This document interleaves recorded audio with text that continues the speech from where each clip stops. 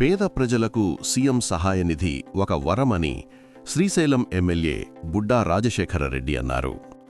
గురువారం ఆత్మకూరు పట్టణంలోని తెలుగుదేశం పార్టీ కార్యాలయం వద్ద వివిధ మండలాలకు చెందిన 66 మంది లబ్ధిదారులకు మంజూరైన 29 లక్షల విలువగల చెక్కులను ఆయన పంపిణీ చేశారు.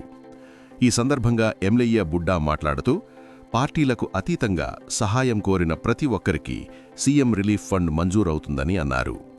గతంలోనూ రికార్డు స్థాయిలో సీఎం రిలీఫ్ ఫండ్ను ప్రజలకు అందించామని, ఇప్పుడు కూడా నెలలో 2 పర్యాయాలు పేద ప్రజల వైద్య చికిత్సలకు ముఖ్యమంత్రి శ్రీ నారా చంద్రబాబు నాయుడు గారి సహకారంలో లక్షలలో సహాయం అందిస్తున్నామన్నారు.